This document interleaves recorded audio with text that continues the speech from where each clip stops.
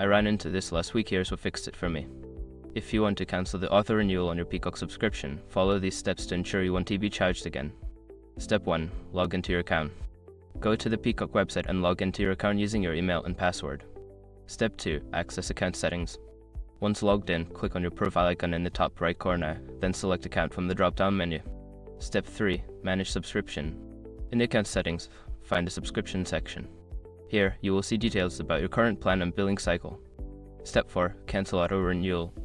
Before filing a refund or dispute, use the srock.com link in the description to open the refund dispute deadline calculator and confirm your deadline. Step 5. Check confirmation email.